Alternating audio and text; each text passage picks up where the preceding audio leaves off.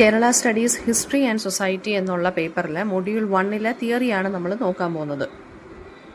അപ്പോൾ മൊഡ്യൂൾ 1 തിയറിക്കകത്ത് നമ്മൾ പഠിക്കാൻ പോകുന്നത് ഹിസ്റ്റോറിയോഗ്രഫിയാണ് കേരളത്തിൽ, അതായത് ഏൻഷ്യൻ കേരള, സംഘം പീരീഡ്, ആ കുറച്ച് ടോപ്പിക്സാണ് നമ്മൾ പാർട്ടിസിപ്പേറ്ററി ഡെമോക്രസി വരെയുള്ള ടോപ്പിക്സാണ് നമ്മൾ നോക്കാൻ പോകുന്നത് ഈ ഒരു ഓഡിയോക്കകത്ത്. അപ്പോൾ നോക്കിക്കോളൂ, ഏൻഷ്യൻ കേരള സംഘം പീരീഡ് എന്ന് പറയുന്നത് ഫ്രം 300 BCE ടു 300 CE. ഇപ്പോൾ സംഘം പീരീഡ് എന്ന് പറയുന്നത് സൗത്ത് ഇന്ത്യയുടെ ഏർലി ഹിസ്റ്റോറിക് ഫേസ് ആണ്, എസ്പെഷ്യലി തമിഴകത്തിൻ്റെ. അതായത് തമിഴകം എന്ന് പറയുന്നത് കേരളത്തിലെ പാർട്സും ഉണ്ട്, കേരളത്തിലെ നമ്മളിപ്പോഴത്തെ കേരളത്തിലെ പാർട്സും കൂടി ഉൾപ്പെടുന്നതാണ് തമിഴകം എന്ന് പറയുന്നത്. അപ്പോൾ ഈ സംഘം പീരീഡ് എന്ന് പറയുന്നത് സൗത്ത് ഇന്ത്യയുടെ തന്നെ ഒരു കൈൻഡ് ഓഫ് ഹിസ്റ്റോറിക്കൽ പീരീഡ് എന്ന് തന്നെ നമുക്ക് പറയാം. ഈ റീജിയൻ റൂൾ ചെയ്തിരുന്നത് 3 മേജർ ഡൈനാസ്റ്റീസ് ആണ്: ചേര, ചോള ആൻഡ് പാണ്ഡ്യാസ്. ചേര ഡൈനാസ്റ്റി എന്ന് പറയുന്നത് ഏൻഷ്യൻ കേരളയാണ് നമ്മൾ ശരിക്കും പറഞ്ഞ ചേര ഡൈനാസ്റ്റി എന്ന് പറയുന്നത്. ക്യാപിറ്റൽ വാഞ്ചി ആയിരുന്നു. വാഞ്ചി എന്ന് പറയുന്നത് ഇപ്പോഴത്തെ മോഡേൺ ഡേ കൊടുങ്ങല്ലൂരാണ് കേട്ടോ. നമുക്ക് ട്രേഡ് റിലേഷൻസ് ഉണ്ടായിരുന്നു റോമൻസും അറബ്സും ചൈനീസുമായിട്ട്. നമ്മുടെ മേജർ പോർട്ട് എന്ന് പറയുന്നത് മുസീരിസ് ആണ്, അതും കൊടുങ്ങല്ലൂർ തന്നെയാണ്. തമിഴ് സ്പീക്കിംഗ് സൊസൈറ്റി അല്ലെങ്കിൽ ഡോമിനന്റ് ലാംഗ്വേജ് എന്ന് പറയുന്നത് തമിഴായിരുന്നു. പിന്നെ സ്ട്രോങ് പൊയറ്റിക് ട്രഡീഷൻസ് ഉണ്ടായിരുന്നു നമുക്ക് ഈ സമയത്ത്. റിലിജിയൻ എന്ന് പറയുന്നത് ജൈനിസവും ബുദ്ധിസവും ലേറ്റർ ഹിന്ദുയിസവും ഉണ്ടായിരുന്നു. പിന്നെ എക്കോണമി എന്ന് പറയുന്നത് അഗ്രികൾച്ചർ ആയിരുന്നു. പിന്നെ സ്പൈസ് ട്രേഡും ഉണ്ടായിരുന്നു. സ്പൈസ് ട്രേഡ് എന്ന് പറയുമ്പോൾ എസ്പെഷ്യലി നമ്മൾ ബ്ലാക്ക് പെപ്പർ എക്സ്പോർട്ട് ചെയ്തിരുന്നു. ആൻഡ് ഓൾസോ പേൾസും ഐവറിയും ടിമ്പറും നമ്മൾ എക്സ്പോർട്ട് ചെയ്തിരുന്നു. ഇതാണ് സംഘം പീരീഡിൻ്റെ ഒരു ഷോർട്ട് ഹിസ്റ്ററി എന്ന് പറയുന്നത്. നെക്സ്റ്റ് വൺ എന്ന് പറയുന്നത് 10 പാട്ട്, the 10 idols, oldest collection of Tamil poetry എന്നാണ് ഈ 10 പാട്ടിനെ അറിയപ്പെടുന്നത്. 10 ലോങ് പോംസ് ആണുള്ളത്. അതെല്ലാം ചേര കിങ്സിനെയും അവരുടെ എക്സ്പ്ലോയിറ്റ്സിനെയും, അതായത് അവരുടെ റൂൾ എങ്ങനെയായിരുന്നു, അവരുടെ കാര്യങ്ങളും ഡീറ്റെയിൽഡ് ആയിട്ട് പറയുന്നതാണ് ഈ 10 പാട്ടെന്ന് പറയുന്നത്. പിന്നെ ഈ പോംസിനകത്തൂടെ നമുക്ക് പൊളിറ്റിക്കൽ ലൈഫിനെ കുറിച്ചും വാർഫെയറിനെ കുറിച്ചും ട്രേഡും സൊസൈറ്റിയെ കുറിച്ചും അറിയാൻ സാധിക്കും. നെക്സ്റ്റ് വരുന്നതെന്ന് പറയുന്നത് പെരുമാൾസ് ഓഫ് കേരള ആണ്. അത് പെരുമാൾസ് എന്ന് വെച്ചാൽ ചേരമൻ പെരുമാൾസിനെയാണ് പെരുമാൾസ് ഓഫ് കേരള എന്നറിയപ്പെടുന്നത്. അതായത് ചേര ഡൈനാസ്റ്റിയിലെ റൂളേഴ്സിനെ, അവരെയാണ് പെരുമാൾസ് ഓഫ് കേരള എന്ന് അറിയപ്പെടുന്നത്. അവരുടെ ക്യാപിറ്റൽ മഹോദയപുരമാണ്. അത് കൊടുങ്ങല്ലൂർ തന്നെയാണ് കേട്ടോ നമ്മുടെ ഇപ്പോഴത്തെ. ആൻഡ് സെൻട്രലൈസ്ഡ് ഗവർണൻസ് ആയിരുന്നു. ടെമ്പിൾസും മാരിടൈം ട്രേഡും ഒക്കെ നല്ല രീതിയിൽ സപ്പോർട്ട് ചെയ്ത റൂളേഴ്സ് ആയിരുന്നു. അപ്പോൾ ഈ സമയത്ത് ഇവരുടെ ഈ റൂളിൻ്റെ സമയത്താണ് ബ്രാഹ്മണിക്കൻ ഇൻഫ്ലുവൻസ് കൂടുതലായിട്ടും കണ്ടുവന്നത്. അങ്ങനെ ടെമ്പിൾ സെൻറ്റേർഡ് എക്കോണമിയും സൊസൈറ്റിയുമായിട്ട് മാറി. അതായത് എല്ലാ അമ്പലങ്ങളെ കേന്ദ്രീകരിച്ച് എക്കോണമിയും അതുപോലെ തന്നെ സൊസൈറ്റിയും എല്ലാ അമ്പലങ്ങളെ കേന്ദ്രീകരിച്ച് മാറി. ആൻഡ് അതുപോലെ തന്നെ ചേരമൻ പെരുമാളാണ് ആദ്യമായിട്ട് ഇസ്ലാമിലോട്ട് കൺവേർട്ട് ചെയ്ത്. അദ്ദേഹം എന്നിട്ട് മെക്കയിലോട്ട് ജേർണിക്ക് പോവുകയും ചെയ്തു. അതൊരു ഇമ്പോർട്ടൻ്റ് ആയിട്ടുള്ളൊരു കൾച്ചറൽ മിത്താണ് കേട്ടോ. അടുത്ത കോൺസെപ്റ്റ് ടേം എന്ന് പറയുന്നത് വാഴപ്പള്ളി ഇൻസ്ക്രിപ്ഷൻ. അത് ചങ്ങനാശ്ശേരിയുടെ അടുത്തുള്ള വാഴപ്പള്ളി എന്നുള്ള സ്ഥലത്തൊരു ഇൻസ്ക്രിപ്ഷൻ ഉണ്ടായിരുന്നു.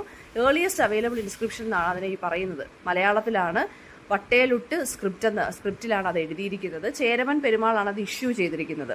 അതിനകത്ത് പറഞ്ഞിരിക്കുന്ന കാര്യങ്ങളെന്ന് വെച്ചാൽ ഇൻസ്ക്രിപ്ഷനകത്ത് പറഞ്ഞിരിക്കുന്നത് ടെമ്പിൾ റൈറ്റ്സിനെ കുറിച്ചും ഡ്യൂട്ടീസിനെ കുറിച്ചും ഒക്കെയാണ്. ടെമ്പിൾ അഡ്മിനിസ്ട്രേഷനെ കുറിച്ചും അതുപോലെ തന്നെ ഇതിനകത്ത് early use of Malayalam and as well as local ഗവൺമെന്റിനെ കുറിച്ചും ഒക്കെ ഇതിനകത്ത് പറഞ്ഞിട്ടുണ്ട്. അടുത്തത് തരിശപ്പള്ളി കോപ്പർ പ്ലേറ്റ് ആണ്. അത് ചേര കിങ് ആയിട്ടുള്ള സ്ഥാനു രവിവർമ്മയാണ് അത് ഇഷ്യൂ ചെയ്തത്. പിന്നെ സിറിയൻ ക്രിസ്ത്യൻ കമ്മ്യൂണിറ്റി തരിശപ്പള്ളിയിലുള്ള, അതായത് മോഡേൺ ഡേ കൊല്ലം തരിശപ്പള്ളിയിലുള്ള സിറിയൻ ക്രിസ്ത്യൻ കമ്മ്യൂണിറ്റിക്ക് വേണ്ടിയാണ് ഇത് ഇഷ്യൂ ചെയ്തത്.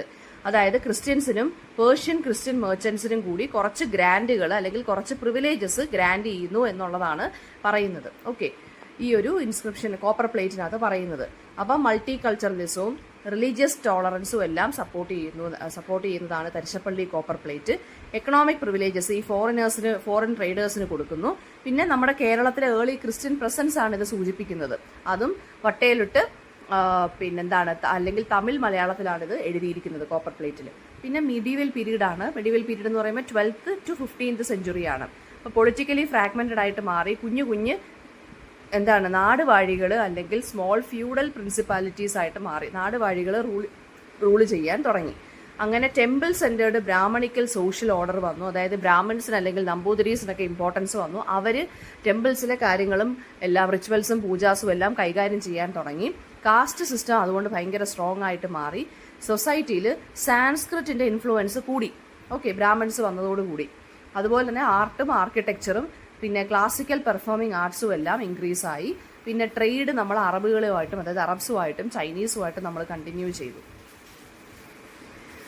പിന്നെ കാലിക്കട്ടിലുള്ള സാമൂതിരിമാരും കോലത്തിരിമാരും പിന്നെ ട്രാവൻകൂറും എല്ലാം അങ്ങനെയുള്ള കിങ്ഡംസ് ഡോമിനേറ്റ് ചെയ്യാൻ തുടങ്ങി ഈ കാലഘട്ടത്തിൽ. അടുത്തത് കൊളോണിയലിസം ഇൻ കേരളയാണ്. ആദ്യം വന്നത് പോർച്ചുഗീസുകാരാണ് 1498. അവർ 1663 വരെ വന്നു. വാസ്കോഡ ഗാമയാണ് നമ്മുടെ കാലിക്കട്ടിലെ കാപ്പാടെന്നുള്ള അവിടെ വന്നത് 1498. അങ്ങനെയാണ് പോർച്ചുഗീസ് റൂളിന്റെ ഇത് സ്റ്റാർട്ട് ചെയ്യുന്നത്. ട്രേഡിന് വേണ്ടിയാണ് അവർ വന്നത്, സ്പൈസസിന് വേണ്ടി വന്നിട്ട് അവസാനം അവിടെ എന്ത് ചെയ്തു, ഫോർട്ടുകളെല്ലാം കെട്ടാൻ തുടങ്ങിയവർ. അങ്ങനെ അവിടുത്തെ സാമൂതിരിമാരുമായിട്ട് പ്രശ്നങ്ങളായി, അതർ ലോക്കൽ റൂളേഴ്സുമായിട്ട് ഇവർ വഴക്കായി. ക്രിസ്ത്യൻ മിഷണറി ആക്ടിവിറ്റീസ് ഒക്കെ ഇവർ തുടങ്ങി വെച്ചു. അങ്ങനെ ചേർച്ചസും ലാറ്റിൻ കാത്തലിസിസും എല്ലാം ഇവർ ഇൻട്രൊഡ്യൂസ് ചെയ്തു. രണ്ടാമത് വന്നത് ഡച്ചുകാരാണ് 1605 to 1795. അവർ പോർച്ചുഗീസുകാരെ ഡിഫീറ്റ് ചെയ്ത് സ്പൈസ് ട്രേഡ് അവർ കൈയടക്കി. അങ്ങനെ കൊച്ചിയിലും ക്വൈലോണിലും അതായത് കൊല്ലത്തും കായംകുളത്തും അവർ സെറ്റിൽമെന്റ്സ് ഒക്കെ എസ്റ്റാബ്ലിഷ് ചെയ്തു. ട്രേഡൊക്കെ കണ്ടിന്യൂ ചെയ്തു. ബൊട്ടാണിക്കൽ സ്റ്റഡീസ് ഒക്കെ ഇവർ എന്ത് ചെയ്തു, ഇൻട്രൊഡ്യൂസ് ചെയ്തു. ഓക്കെ, പിന്നീട് ബ്രിട്ടീഷുകാർ വന്നിട്ട് ഇവരെ ഔസ്റ്റ് ചെയ്തു എന്നാണ് പറയുന്നത്. ഓക്കെ, ആൻഡ് ഓൾസോ മാർത്താണ്ഡവർമ്മയും ട്രാവൻകൂറിലെ കിങ്ഡം അതായത് മാർത്താണ്ഡവർമ്മയും ഇവരെ ഡിഫീറ്റ് ചെയ്തു എന്നാണ് പറയുന്നത്. അടുത്തത് ഫ്രഞ്ചാണ് വന്നത്. മൈനർ പ്രസൻസേ ഉള്ളൂ കേരളത്തിൽ ഫ്രഞ്ചുകാർ. മാഹിയിൽ നോർത്തേൺ കേരളയിൽ ഇവർക്ക് കുറച്ച് സെറ്റിൽമെന്റ്സ് ഉണ്ടായിരുന്നു. പൊളിറ്റിക്കലി അല്ലെങ്കിൽ അധികം ഈ ഡച്ചുകാരെ പോലെയും പോർച്ചുഗീസുകാരെ പോലെയും വലിയ ഇൻഫ്ലുവൻഷ്യൽ ആയിട്ടൊന്നും ഇവർ മാറിയില്ല നമ്മുടെ ഇവിടെ. അടുത്തതാണ് നമ്മുടെ ബ്രിട്ടീഷുകാർ അല്ലെങ്കിൽ ഇംഗ്ലീഷുകാർ വന്നത് 1792 തൊട്ട് 1947 വരെ. അവർ ടിപ്പു സുൽത്താന്റെ കയ്യിൽ നിന്ന് മലബാർ പിടിച്ചടക്കി. ട്രാവൻകൂറും കൊച്ചിയും എല്ലാം അനക്സ് ചെയ്തു. എന്നിട്ട് പ്രിൻസ്ലി സ്റ്റേറ്റ്സ് ആയിട്ട് മാറ്റി അവരെ. എന്നിട്ട് ബ്രിട്ടീഷുകാർ അത് റൂൾ ചെയ്യാൻ തുടങ്ങി. Modern education, judicial system, railways, print media ഇവരിത് ഇൻട്രൊഡ്യൂസ് ചെയ്തു. മലബാർ മദ്രാസ് പ്രസിഡൻസിയുടെ കീഴിൽ വന്നു. പിന്നീട് അതിനുശേഷം ഒരുപാട് നാഷണലിസ്റ്റ് മൂവ്മെന്റ്, ഇൻഡിപെൻഡൻസ് മൂവ്മെന്റ്സ് ഒക്കെ വന്നു. പ്രസിന്റെ കാര്യത്തിലും സൊസൈറ്റിയുടെ കാര്യത്തിലും എഡ്യൂക്കേഷന്റെ കാര്യത്തിലും ഒക്കെ ഒരുപാട് റീഫോംസ് അല്ലെങ്കിൽ മാറ്റങ്ങൾ കൊണ്ടുവന്നു.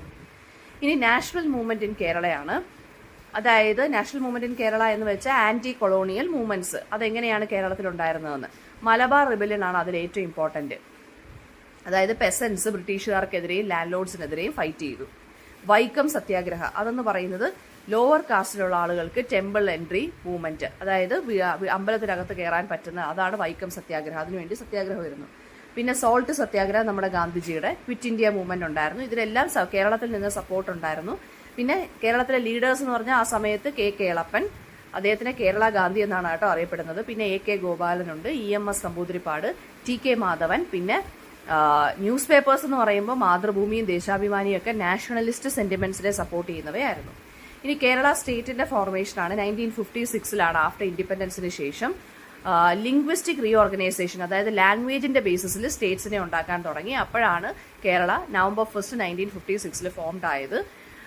കേരളത്തിൽ അതായത് മലബാറും ട്രാവൻകൂറും കൊച്ചിൻ പ്രിൻസ്ലി സ്റ്റേറ്റ്സും എല്ലാം നമ്മുടെ കേരളത്തിലോട്ട് മെർജ്ഡായി. മലയാളമായിരുന്നു ലാംഗ്വേജ് എന്ന് പറയുന്നത്. ട്രിവാൻഡ്രം ക്യാപിറ്റലായിട്ട് മാറി. ഇനി പാർട്ടിസിപ്പേറ്ററി ഡെമോക്രസി ഇൻ കേരള എന്ന് പറയുന്ന ഡെമോക്രാറ്റിക് പ്രാക്ടീസസിന് നല്ല ഡീപ്പ് ഗ്രാസ് റൂട്ട്സ് ഉണ്ട് നമുക്ക്. പിന്നെ